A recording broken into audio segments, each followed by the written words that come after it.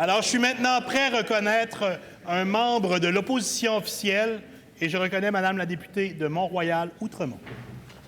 Monsieur le Président, je sollicite le consentement de cette Assemblée afin de présenter la motion suivante. Conjointement avec la ministre des Relations internationales et de la Francophonie, le député de Saint-Henri-Sainte-Anne, le député des Îles-de-la-Madeleine et la députée de Vaudreuil, que l'Assemblée nationale prenne acte du plus récent rapport du Bureau intégré des Nations unies en Haïti, qui fait état de préoccupations majeures et de constats accablants sur la violation des droits de la personne, le climat politique du pays, la violence armée des bandes criminelles, l'absence de sécurité et l'atteinte au maintien de l'État de droit, la crise socio-économique des habitants, l'absence de services sociaux fonctionnels et l'exploitation sexuelle. Qu'elle prenne acte de la situation critique qui sévit en Haïti, caractérisée notamment par une insécurité alimentaire qui affecte maintenant 4,7 millions de personnes sur une population de 11 500 000 personnes. Un accès déficient à l'eau potable et à des services d'assainissement pourtant essentiels pour le traitement et la prévention du choléra. Une épidémie de choléra qui a touché plus de 820 000 personnes depuis 2010, causant la mort de 10 000 d'entre eux, dont 40 des victimes étaient des enfants de 15 ans ou moins.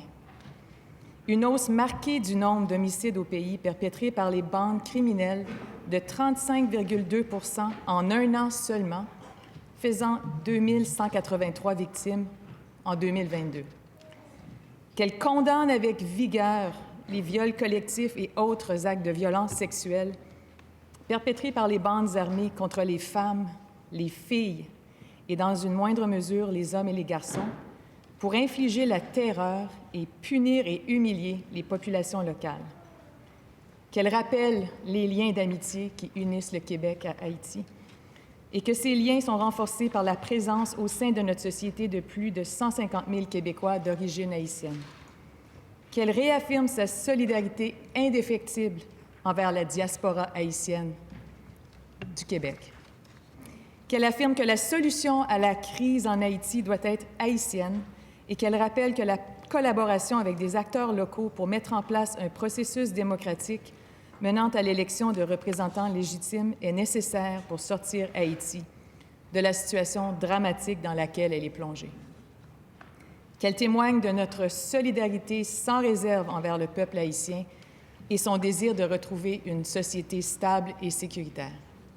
Qu'enfin, elle demande au gouvernement du Québec de continuer à soutenir Haïti dans le respect de ses champs de compétences, en plus de sensibiliser les partenaires à la réalité haïtienne actuelle, afin de permettre aux Haïtiens de sortir de cette crise humanitaire, sanitaire et sécuritaire de façon pacifique.